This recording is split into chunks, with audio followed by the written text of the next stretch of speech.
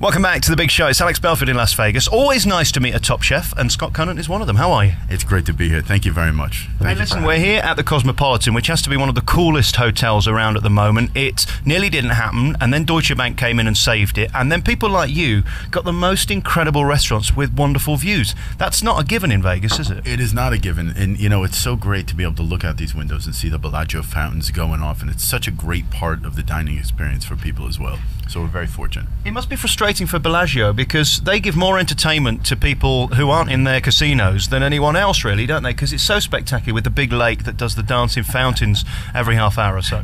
You know, it's a good problem for us, obviously. If they're going to give it away, we'll take it. How about that? What's it like for you then? You've got your own restaurant. This is a chain that's done very well. Your brand is well known across America. But then to find a venue that can give two kind of double values, one the food and the view, which is unique, must be a great thrill. It is. You know, in the Cosmopolitan in general is such a great place. There's so much attention that's been bestowed upon it over the past 6 months or so, and definitely since Deutsche Bank has taken over the project. But, you know, they've really been able to deliver on all fronts. So it's just exciting to be part of such good energy.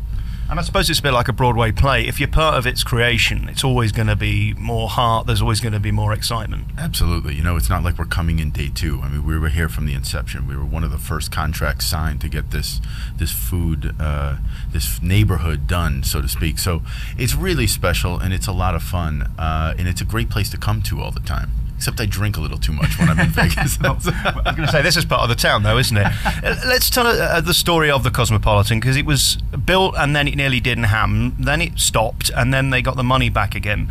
Did you come in after all that nonsense had been sorted out, or were there moments when you wondered whether your restaurant would even happen? Well, you know, it's very funny because I was in a very different situation down the street with the Fountain Blue. I have a restaurant in Miami Beach at the Fountain Blue, Scarpetta there as well.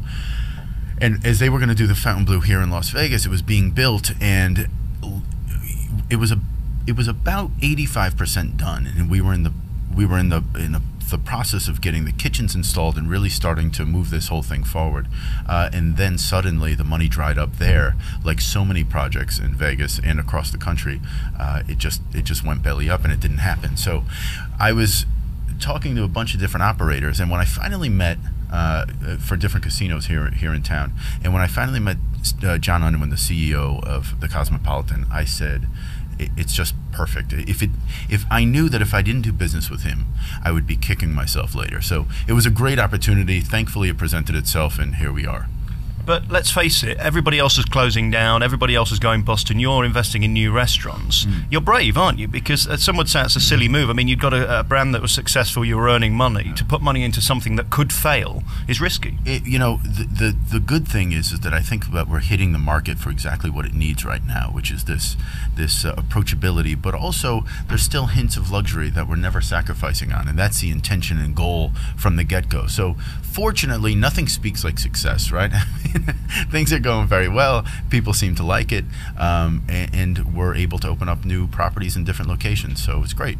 What's the most important thing if I were to open a restaurant? Is it my name? Is it the chef? Is it the surroundings? Is it the view? Or is it the food? I always say it's three major components that have to come together: the food, the ambiance, and of course the service. The mood of the room, that ambiance, is really super important. And I think people have had bad food, but good service always makes up for it. So I think there's something to be said about, you know, being familiar but not overly familiar, about being attentive but not, you know, obsessive. You know, it's really important to find the balance with service, and I think that's the thing that gets people coming back repeatedly. I'm a great cook, I'm really good, but not good enough to open my own restaurant. How did you know that you'd got that X factor giving you something better that you could one day have a successful chain of restaurants? I don't think you ever know. I've been smart enough through the years to hire people better than me at whatever the specific task is. So I have a great director of operations. I have great chefs in every location. I have great managers and great servers, and really trying to create, the intention is to create a culture of goodness, and it's really something that we speak about all the time. And not everything will always go right. How do you get out of those messes where people come in and just don't like it because they don't want to like it? Yeah, you know, that has a lot to do. Sometimes things don't have anything to do with me or the restaurants, for that matter. It has to do with the individual. And it's really, you know, it's a difficult task, because when you throw your hands up, and say, well, that has nothing to do with me, you're automatically letting the customer win. There's a big part of turning people around. So really going that extra mile to make everybody happy is one of the things that challenge it impresses me when the staff can do it. And secondly, it's really the challenge that we have to live up to all the time. Moving it forward, making people happy, it's what we do. I suppose being you right now is quite cool. Being a chef seems to be a sexy occupation, but I'm always amazed at the hours you put in. It doesn't come easy, does it? I don't know if it's a sexy occupation. There's no glamour in what we do, although from the outside looking in, I think people think there is. It's a lot of work. I work 7 days a week. I'm away from my family a lot. I have a 15-month-old daughter, and it's tough to be away, but it's something that I love, and I always have to pursue this, or else I know that I would just be miserable without it. I noticed after the meal they took me to the kitchen, and there's a beautiful chef's table, which is great because that gives people the opportunity to see what you guys do. It always amazes me how it looks like a ballet. Everybody seems to know where they should be standing and what they should be doing, and I noticed there was no screaming in your kitchen, unlike people like Gordon Ramsay who tend to do that for a living. No screaming in the kitchen. Very rarely do I have to raise my voice, and if I do, it's really to motivate. It's not to humiliate. I get no pleasure out of making people feel bad about themselves. Oh, I do. I love doing that. Really? You should see my phone-ins. You should see a therapist about that. No, I have such a good time, and I want the staff to have a good time as well. But if everybody needs to play their part, everybody needs, as I always say, you have to play your position. If this is what you do, just do it very well. Simple as that. Let's talk about the food then. The meal I had was delicious. Thank you for helping me out, because you guys always give me way too bigger portions, and I say, please just give me a taste, because I don't want to throw stuff away, and they did that last night, so thank you.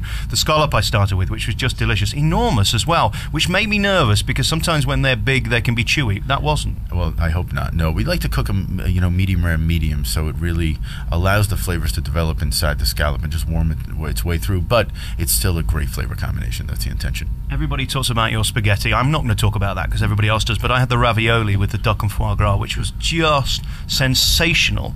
How difficult is that to get right? It's one of those things that there's 3 or 4 different components to make that filling, and if they're off balance, it doesn't work. But I spend a long time training these guys and getting them in different restaurants and developing these recipes, and this is a recipe that I've done for years now, so it works. I mean, I never want to stand in the way of progress, but when things work, I just let it go. Absolutely. And are you a big believer that you're only as good as the people you've worked with in the past as a chef? You can only learn from the best? Not necessarily. I mean, I've never had that name chef that I've worked for, and I'll tell you why. It was really by.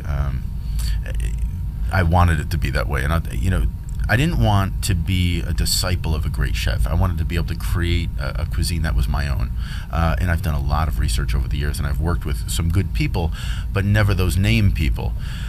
And I've drawn off of different experiences that I've had eating around the world. So the rest I just pretty much make up as I go along. Is this a good town for food? This is the town for food. I was standing outside in front of the Bellagio fountains the other day for the photo shoot with all the chefs.